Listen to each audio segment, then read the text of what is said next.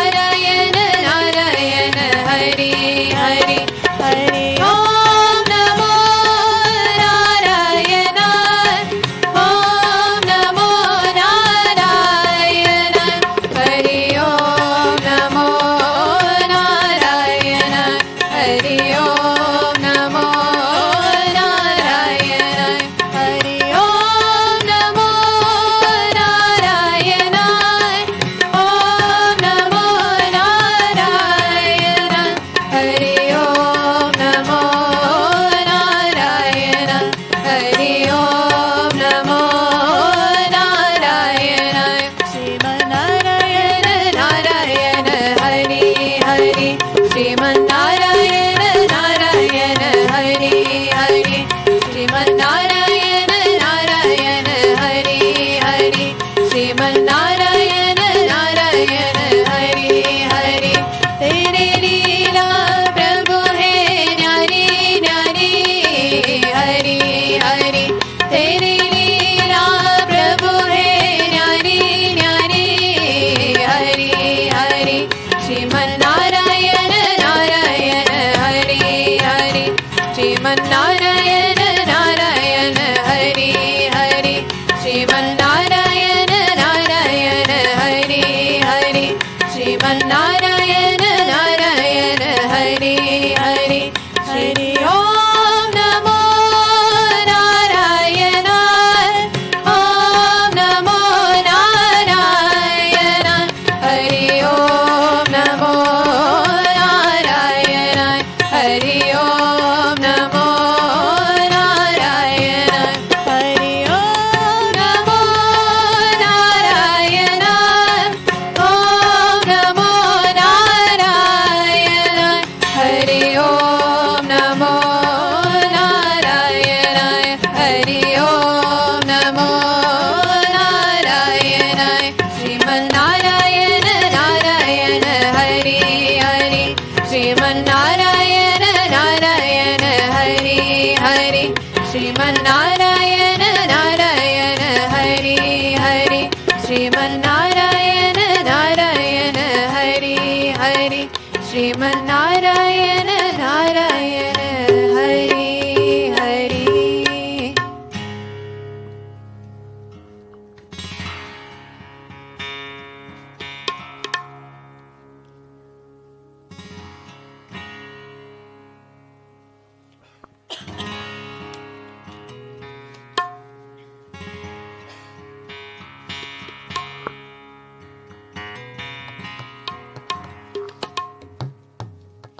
ॐ नमो भगवते वासुदेवाय ॐ नमो भगवते वासुदेवाय ॐ नमो भगवते वासुदेवाय ॐ नमो भगवते वासुदेवाय ॐ नमो भगवते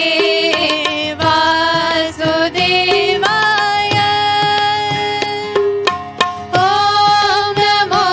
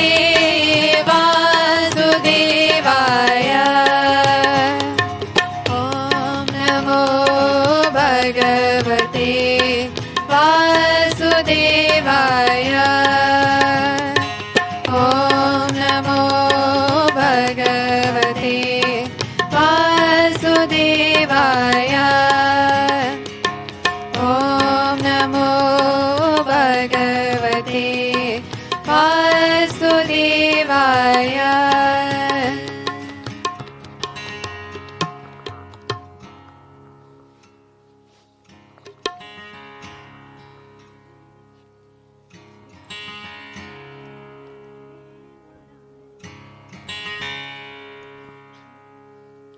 Shri Krishna Govinda Hare Murari He Nath Narayana Vasudeva Shri Krishna Govinda Hare Murari He Nath Narayana Vasudeva Shri Krishna Govinda Hare Murari He Nath Narayana Vasudeva Shri Krishna Govinda Hare Murari He Nath Narayana Vasudeva He Nath Narayana Vasudeva He Nath Narayana Vasudeva He Nath Narayana Vasudeva He Nath Narayana Vasudeva Shri Krishna Govinda Hare Murari He Nath Narayana Vasudeva Shri Krishna Govinda Hare Murari He Nath Narayana Vasudeva He Nath Narayana Vasudeva He Nath Narayana Vasudeva He Nath Narayana Vasudeva He Nath Narayana Vasudeva Shri Krishna Govinda Hare Murari He Nath Narayana Vasudeva Shri Krishna Govinda Hare Murari He Nath Narayana Vasudeva He Nath Narayana Vasudeva He Nath Narayana Vasudeva He Nath Narayana Vasudeva He Nath Narayana Vasudeva Shri Krishna Govinda Hare Murari He Nath Narayana Vasudeva Shri Krishna Govinda Hare Murari He Nath Narayana Vasudeva He Nath Narayana Vasudeva He Nath Narayana Vasudeva He Nath Narayana Vasudeva He Nath Narayana Vasudeva Shri Krishna Govinda Hare Murari He Nath Narayana Vasudeva Krishna Govinda Hare Murari He Nath Narayana Vasudeva He Nath Narayana Vasudeva He Nath Narayana Vasudeva He Nath Narayana Vasudeva He Nath Narayana Vasudeva Shri Krishna Govinda Hare Murari He Nath Narayana Vasudeva Shri Krishna Govinda Hare Murari He Nath Narayana Vasudeva He Nath Narayana Vasudeva He Nath Narayana Vasudeva He Nath Narayana Vasudeva He Nath Narayana Vasudeva Shri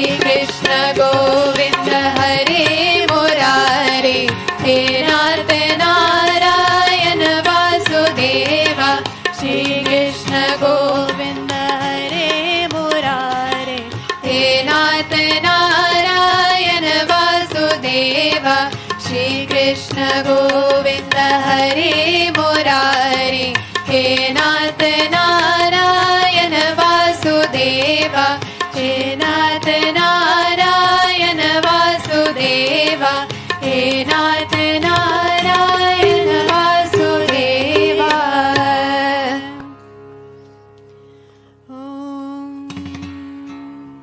Asito ma Sadgamaya, Tamaso ma Jyotirgamaya, Mrityorma Amritam Gamaya. Everyone together.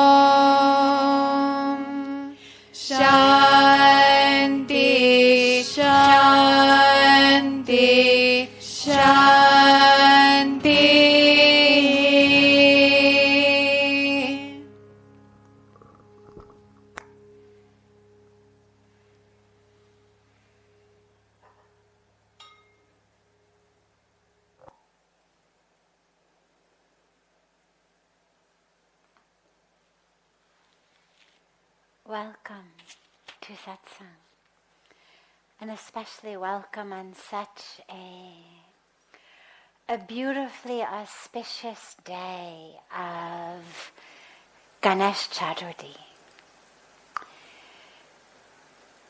It's the day in which we say that Lord Ganesh came. Talk about the day he took birth, but we don't so much think about divine manifestations as taking birth so much as they manifest, they appear, they arrive for us. And Lord Ganeshji is, I don't know whether if you took a poll or not, Ganeshji would emerge as the most popular of the divine manifestations, but my instinct is he probably would. There's a sense that people have about Lord Ganesh as Apana. He's the God in the family, and everybody feels very, very close to him and so much love for him, and he's so much, and I don't want to take the whole time tonight talking about it. On the other hand, it's such a beautiful and auspicious topic. But he's seen as the God who removes obstacles. So when people are facing obstacles in their life, they pray to Lord Ganesh, or if there's going to be a new undertaking, a new wedding, a new business, a new home, whatever it may be, we always pray to Lord Ganesh. And before we do any puja, in fact, we pray to Lord Ganesh that even our puja, remove the obstacles of that. And it's beautiful, and it's so interesting because there's external obstacles. I had a picnic planned, it rained. I had my money in the stock market crashed. I had a home, the home caught fire. I mean, there are very, very tangible, objective, external obstacles. Driving my car down the road, there's a boulder in the middle of the road, there's been an avalanche, cannot go further. Okay, obstacle. And when most people think about Ganeshji, they think about him as the remover of those sorts of obstacles, and a matter of, make this job, make this undertaking, make this marriage, make this journey, be obstacle-free, meaning don't send anything from outside No stock market crashes, please. No homes that burn down, please. No illnesses, no death, no failure, no difficulties. That's how most people think of the obstacles. Most people go to Lord Ganesh to remove those sorts of obstacles. And yet, if you really look at our lives, what we realize is that the stuff that really holds us back, in most cases, comes from inside, not outside. Yes, if you had all your money in the stock market and the stock market crashed, it's an objective obstacle, bad situation. Your house burns down, bad situation. But that's not what most of us face on a day-to-day basis. It's not what most of us are being held back by. And if we really look, and if we went around the room, and I won't do it, don't worry. I don't call on people without having them raise their hands first. But if we did, if we went around and I made everybody say what their greatest obstacle is, 99 times out of 100, it's going to be an obstacle of how I see something, how I respond to something, rather than the thing itself. That doesn't make us wrong. It doesn't mean that we're a problem.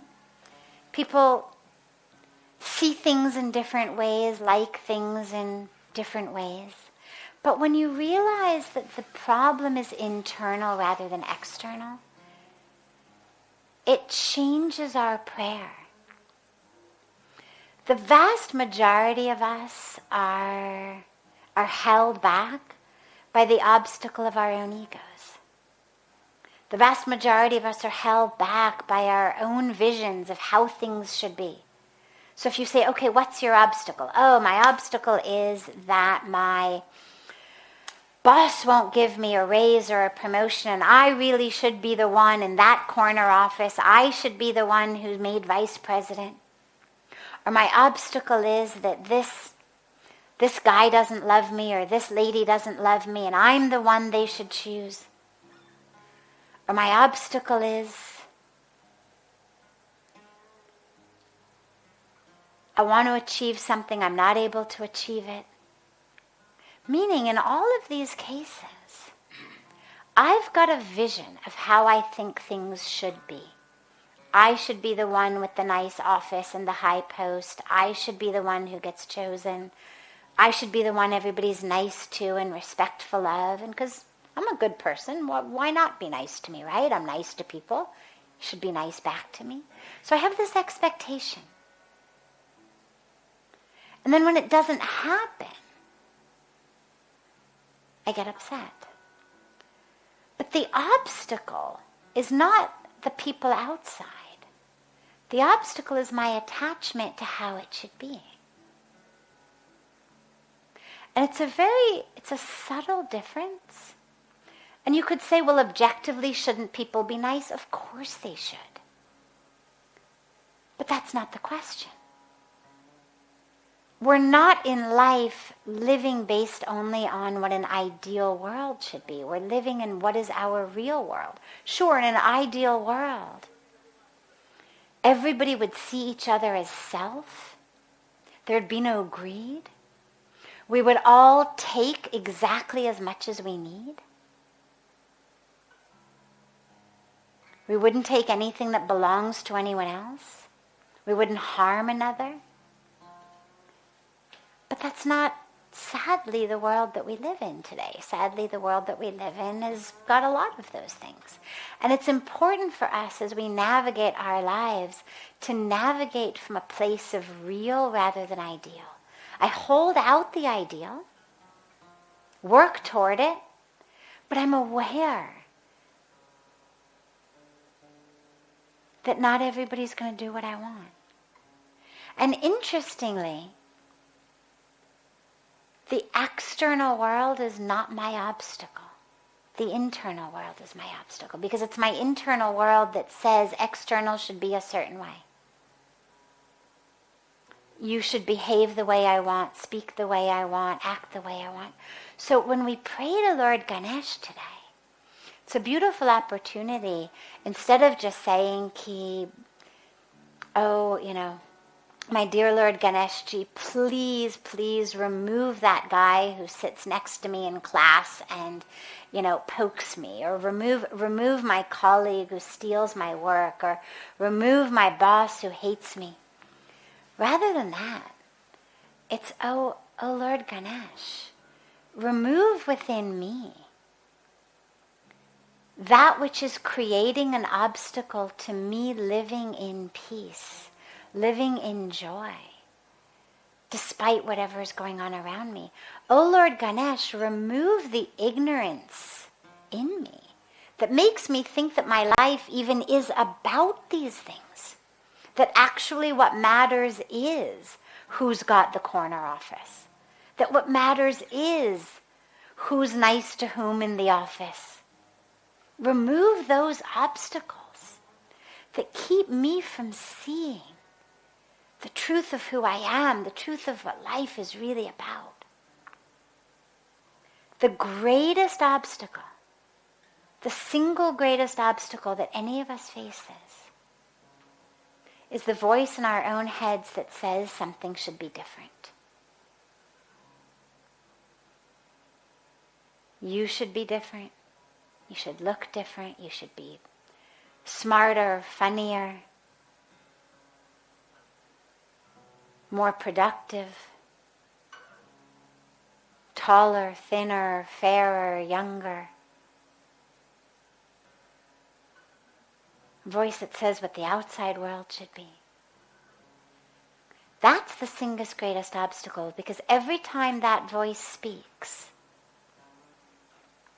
aside from just the nonsense of what it's saying, it's giving you an underlying message. A, that everything isn't already perfect. And so it pulls you out of the capital T truth in which everything actually is exactly as it's supposed to be. So it pulls you straight into falsehood. And it also pulls you into the belief that who you are is based on these things. And that who you are is based on what people around you are doing or saying or thinking about you. And so on this very auspicious day, I love holidays, not only for those of us who subscribe to the Hindu tradition or the Sanatan Dharma or Vedic way of life, but for everybody, because regardless of whether you worship the manifestation of the divine who's being celebrated on that day, there's a message and a teaching that is so powerful for people of every religion. So regardless of whether you actually worship Lord Ganesh or not, use the auspiciousness of today to realize that your greatest obstacle is that voice in your own head that says it should be different. And do whatever you need to do to quiet that voice. The internal work, the external work, the life choices. Because it's a mix. It's a mix of how I think, but how I think also gets determined by what I do. Meaning, I make a commitment to get up in the morning and meditate. I make a commitment to live a more spiritual life, to attend spiritual talks or satsangs or prayer or whatever it may be. I make a commitment to be more spiritually focused. So it's both. It's my own internal how I'm thinking, but it's also an awareness that how I live determines how I think, just as how I think determines how I live. And it's a very auspicious day. I'm all in favor of hijacking every opportunity we have to make a change, because it's so easy to say, oh, I'll do that on Monday. I'll do that on New Year's. Well, Jan 1st is coming up. I've got another few months. I'll wait till January 1st to start it. Or at least I'll wait till Monday to start it. There's something in us that likes to start things on some very seemingly auspicious day. And so today is a very auspicious day. Because Lord Ganesh is also the God of new beginnings. And so let it be a day of a new beginning. To really begin a new way of thinking. A new way of thinking about yourself. A new way of thinking about what's the obstacle in your life. And realizing you're the obstacle. Not that you're bad. Again, not something to berate yourself with. But the obstacle is of my own creation. Which means that I get to create the removal of the obstacle. With Lord Ganeshji's blessings. We remove the obstacle. And I'm not saying it's easy, by any means it isn't.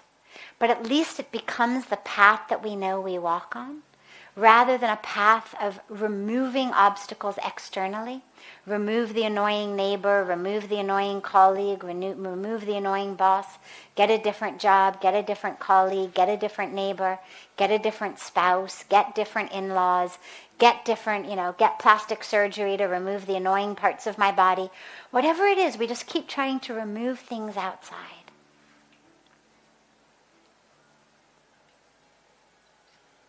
And it's a very auspicious day to begin a new way of realizing.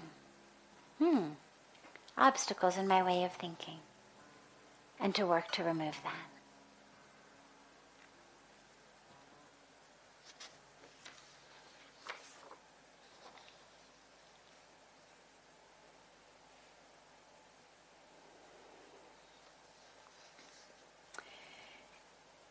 Is God both good and evil?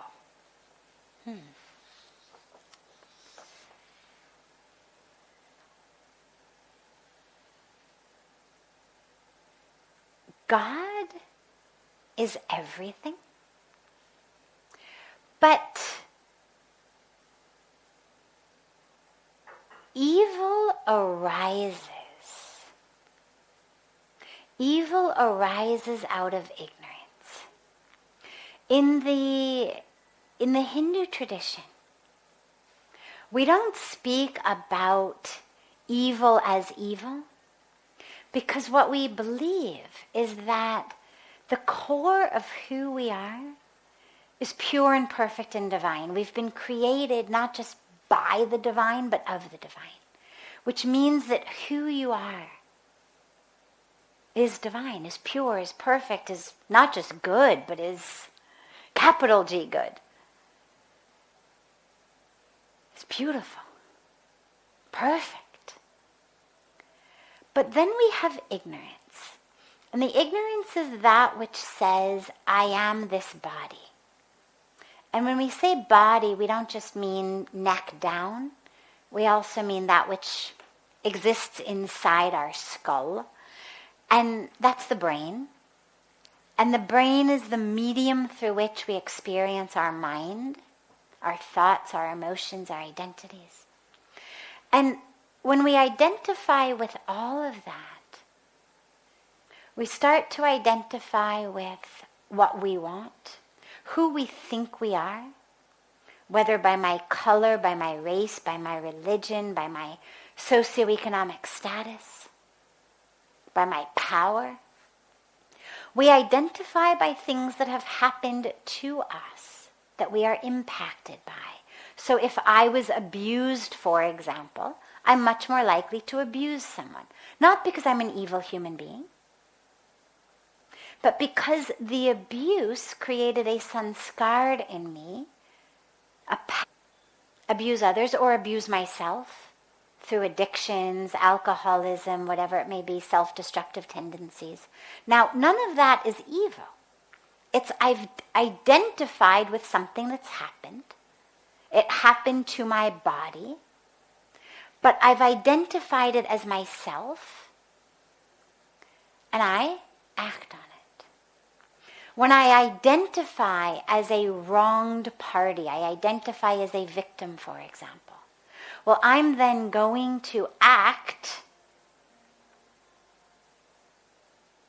to get back what I think you've stolen from me. So if I feel like a victim, you've stolen from me, you've lied to me, you've cheated me. Maybe I'm going to do something really horrible and kill you. Maybe something not quite as horrible and just hit you in the face. Nonetheless, they're on the spectrum of what you could call evil. Certainly killing you is evil. Hitting you might be considered evil. But again, none of it comes because I'm an evil person. It comes because I have falsely identified as an injured victim. I've identified as the one from whom you stole. I've identified as separate from you. And I've therefore acted out of that ignorance.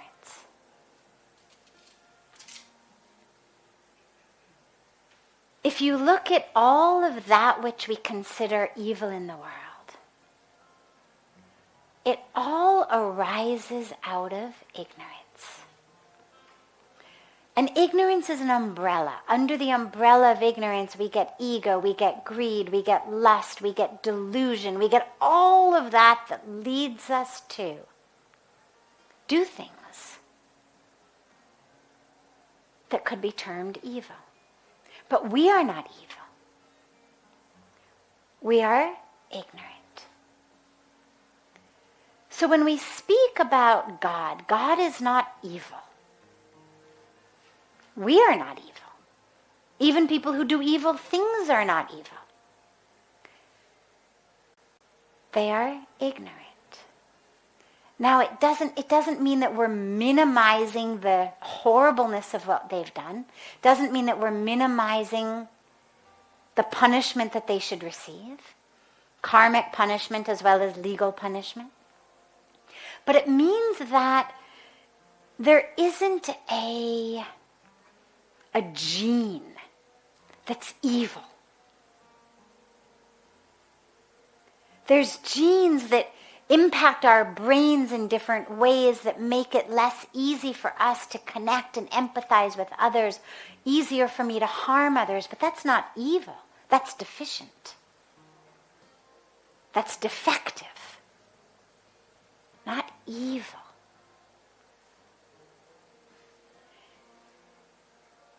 Even if you look in the scriptures at the quote-unquote evil demons. So you take, for example, the story of the Ramayana, the great epic of the Ramayana. Well, so who's the demon of the Ramayana? Ravan, right? The demon king, the evil one. Well, interestingly, he actually wasn't. He was actually a brilliant Vedic scholar.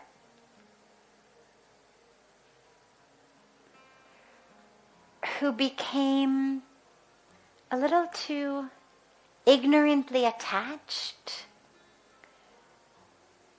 to the form, to the power of the form, to the lust, to the greed, to the power, to the separation.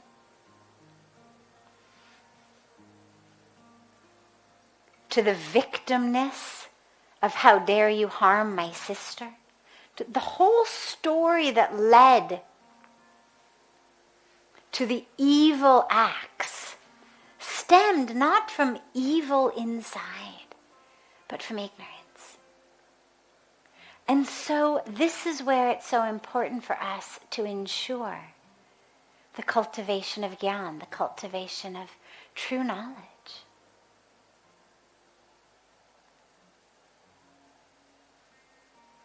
That's where we emphasize the path of wisdom.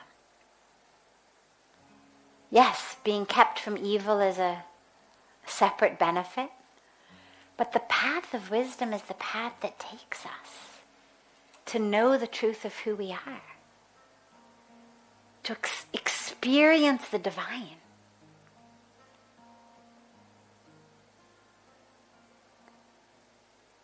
So no, God isn't evil. And that's why wisdom is so important. Gyan is so important. Light is so important. So if you ever find yourself either on the verge of doing something that you know is evil or feels evil, or with someone who you think is going to do something that seems evil, rather than telling them what horrible people they are or telling yourself what a horrible person you are, see what you can do to bring about wisdom. See what you can do to lessen the death grip on ignorance that they're holding. And whether wisdom can begin to blossom and brew there.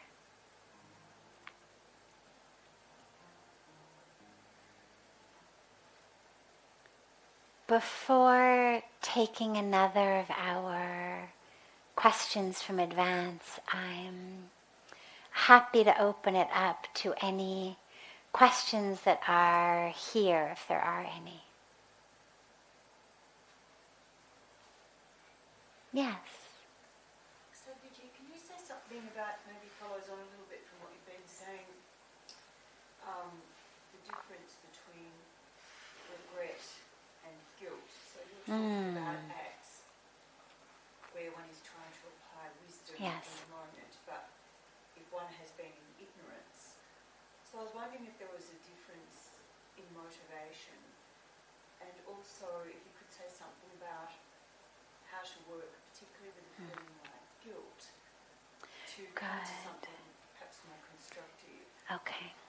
So the difference between regret and guilt, and also when we feel guilt especially, how do we work with that and come to a constructive way out? Well, first of all, when I think of regret, and I don't have a dictionary in front of me, but when I think of regret as actually something positive.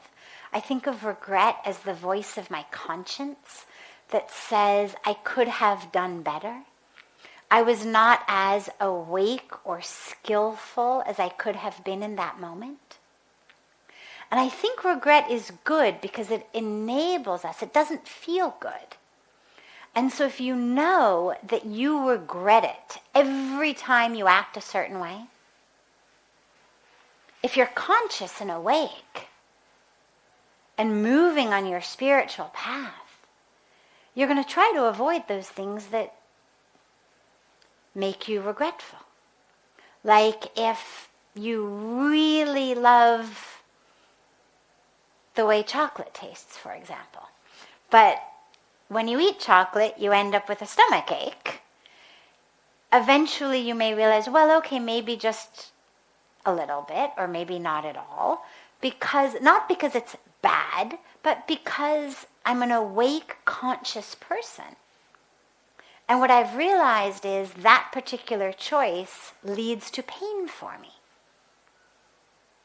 Now, there's nothing inherently wrong with eating chocolate, but if it hurts your stomach, do it enough times and eventually you stop doing it if you're conscious and awake and you have a choice. In the same way with things that we know really are not nearly as harmless and even pleasant as eating chocolate may be, but things like hurting others. Things like being impatient. Things like lust or greed. Things like selfishness. All of that. And so much more that leads us to have regret. If it stings us enough times, and we are awakening, and we are conscious, eventually we're going to stop doing it because we know if I do that, I'm going to regret it. That regret isn't worth it. It hurts. So I actually see regret as a good thing because it's that emotional stomach ache that says, I don't want to do this again. Not worth it. Guilt, on the other hand, I don't see as beneficial. Guilt is it's over, it's done, there's nothing I can do to fix it. The initial regret has also dissipated. I may have even changed my ways entirely. But guilt is that wound that just festers inside of us and says, bad person, bad person, bad person, bad person, bad person, bad person. So guilt I don't see as serving any role.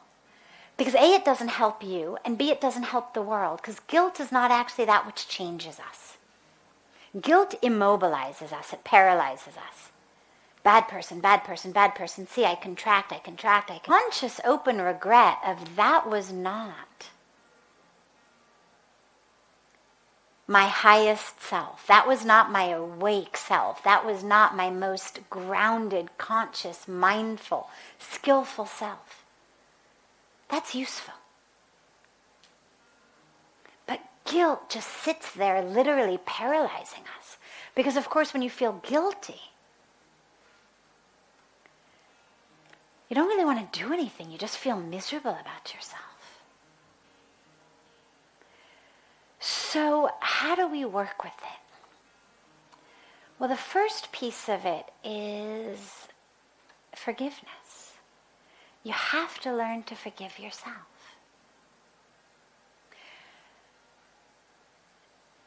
You're doing the best you can. We all are. Doing the best you can. In every moment. With whatever's in your toolbox at that moment. You're doing your best.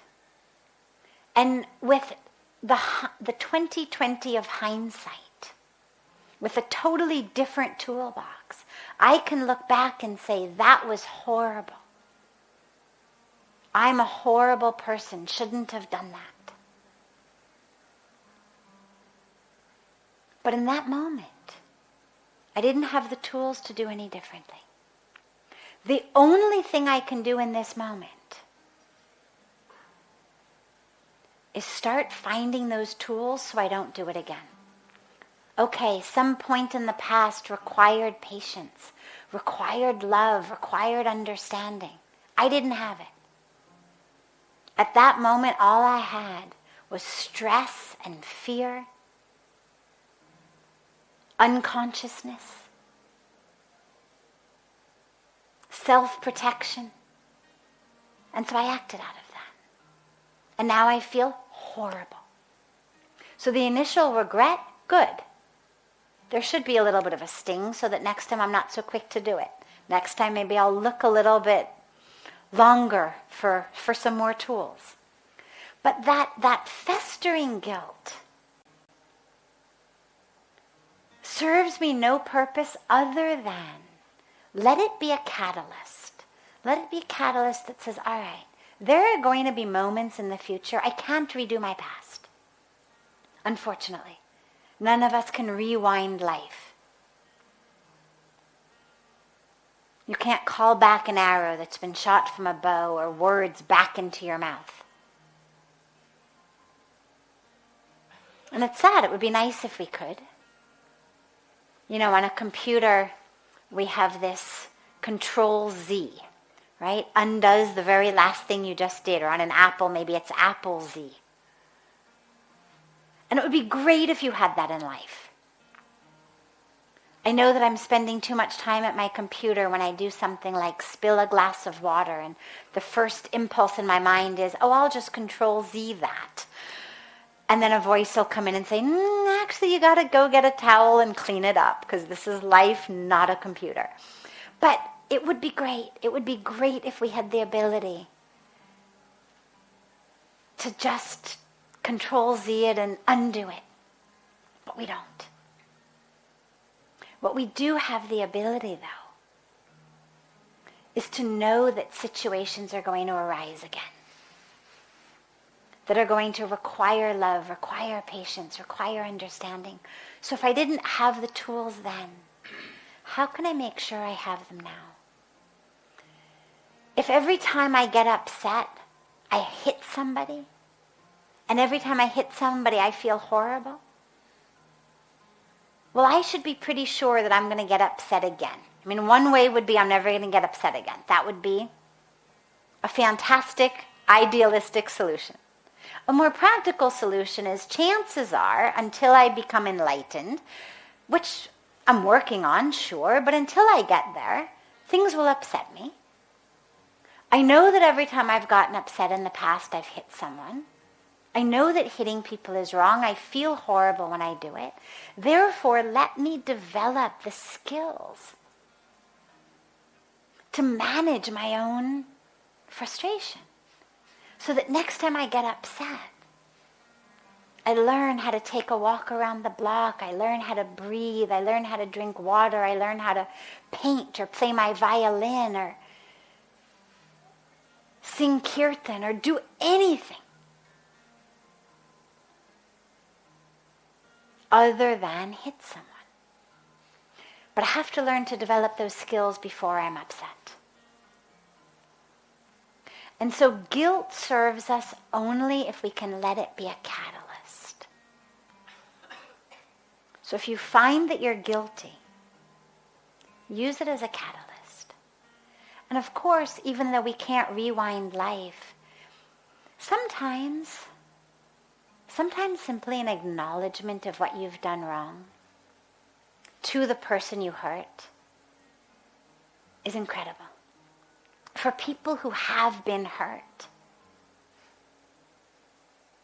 in a huge number of cases, all we want is for that person to say, I realize I hurt you.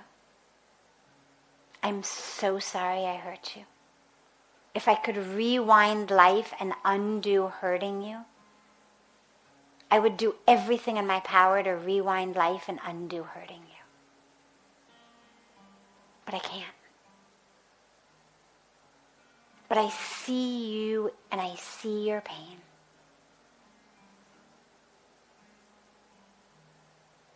And it hurts me so much. And sometimes, in many cases, simply being seen by the person who has hurt you is really what most people want. And then, of course, if there's some way to actually make amends, say, is there anything I can do? In most cases, the answer is no. And they may not accept your apology, they may not forgive you, and that's okay. Because you have to walk into that situation not bargaining. It's not, I'm going to be vulnerable, I'm going to be courageous, I'm going to apologize, and therefore you better accept my apology. No expectation. I'm doing what I need to do for me, for my guilt. They will do what they need to do for them. So is there anything in your philosophy that sort of speaks to the Christian terms of atonement and repentance? That are very evocative. Yeah. Atonement and repentance.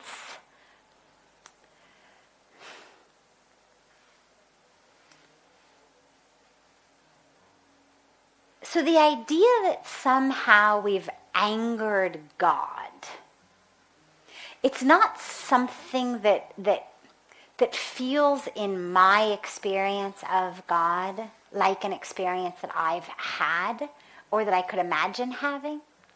My experience of God is not an experience of a God who would get mad at me and then hold a grudge against me until and unless I did X, Y, and Z. It's just not my personal felt sense experience of God. But atonement and repentance are very, very good for us. Because what they do is they hit home the sense of I was unconscious, I wasn't skillful, I acted out of ignorance. through my atonement, if my atonement says I'm going to fast for 3 days, that doesn't feel good. I mean, it's good for my body, but it's hard to do.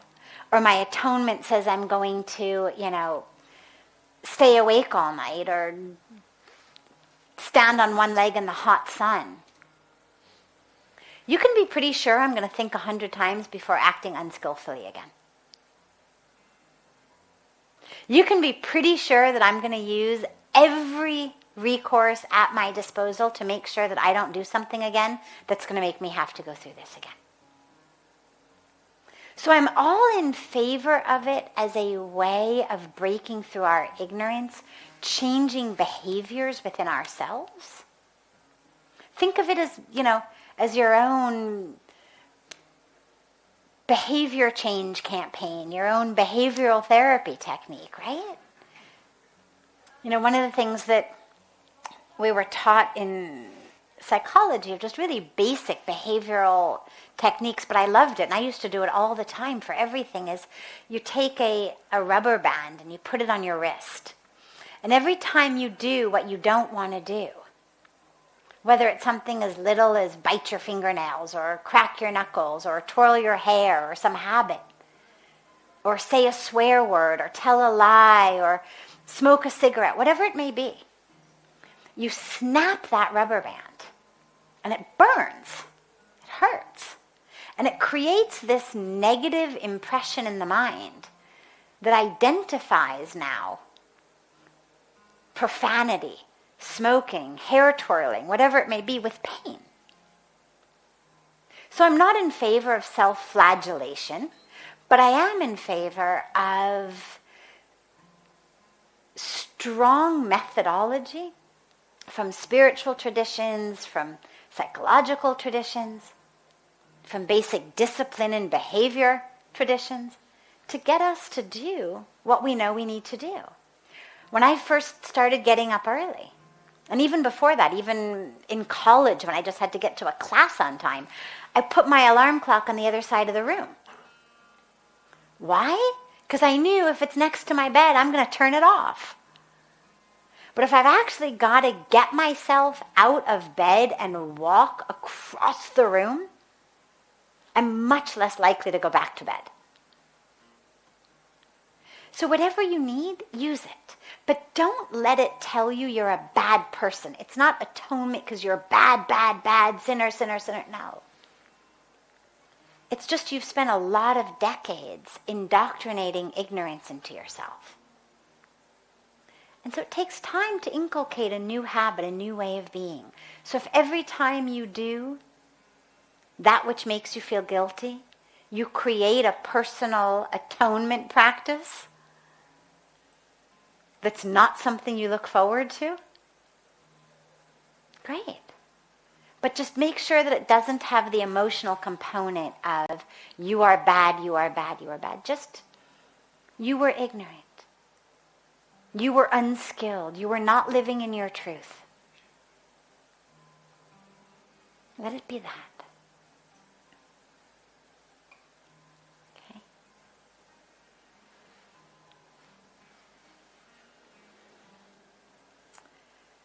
Are you going to be with us here tomorrow? You're not. Okay. So then we'll take it quickly. Oh, sorry. That's okay. Just in line with what you Yes. talked about, the Day of Atonement is coming up. Your question, in line with your question too. In the Jewish religion, which is Yom Kippur. Yes, of course. And there's a few days between the New Year and the Day of Atonement, and then you feel like God is judging you. Yes. Throughout that whole time. I'm sort of swaying away from that because I don't. It doesn't really get explained during the ceremonies. What are your feelings about? Okay, so I wish very, very deeply at this moment that sitting with me here was my dearly beloved mentor, friend, Rabbi Rosen, because he was the chief rabbi of couple of different countries. He's now a very, very renowned Jewish leader in Israel. But he is the one who explains everything in a way that makes so much sense on a deep heart spiritual level. And so I wish very much that he were here, because he would be able to explain to you about Yom Kippur and the Day of Atonement and this concept of judging and this concept of being judged by God in a way that at the end you'd say, oh my God, how beautiful and how blessed I am to belong to a tradition that has such a beautiful teaching. I cannot, unfortunately, channel him.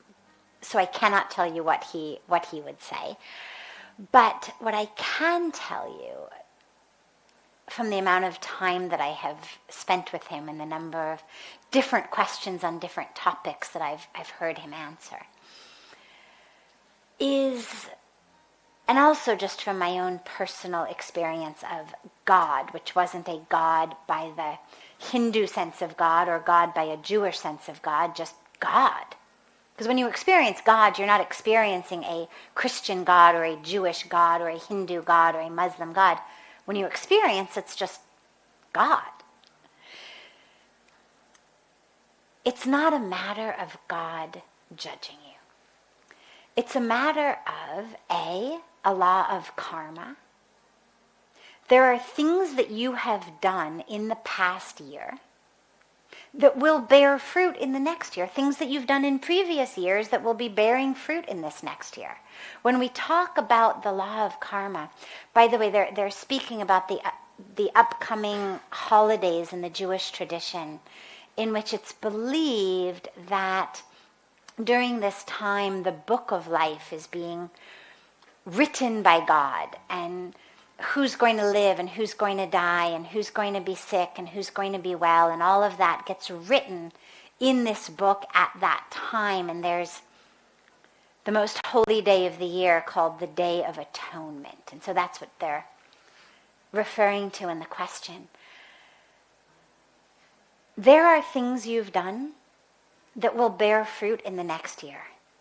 That if you, in the same way that if you put money into a fixed deposit a certain number of years ago that had 2020 as the year of maturity, you could know, all right, this fixed deposit's going to mature, I'm going to get this much money. Not because you're clairvoyant, but because you could see, you know, I put this money into the fixed deposit at this rate of interest, it's maturing, this is how much I'm going to get. So it's not a matter of God sitting up there deeming she's good, she's bad, he's good, he's bad.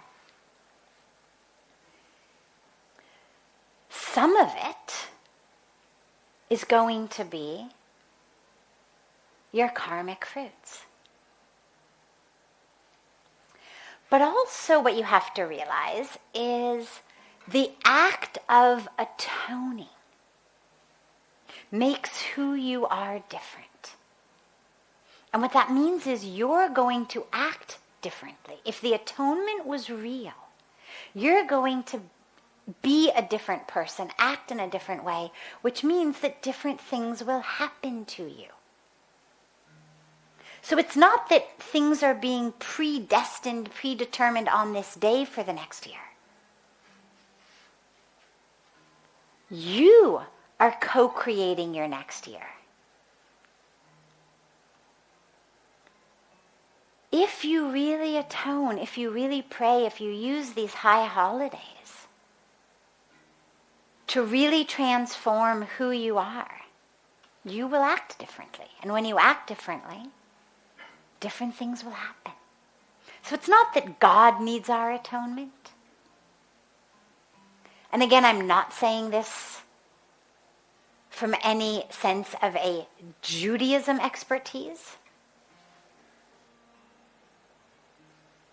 It certainly may be that in the scriptures it is said that God needs your atonement. And again, if I had Rabbi Rosen here, he would explain why. But in terms of my experience, what I know, it's not that we're doing it for God. The pujas that we do here, the ceremonies we do, we're offering to God. But we're doing it for ourselves.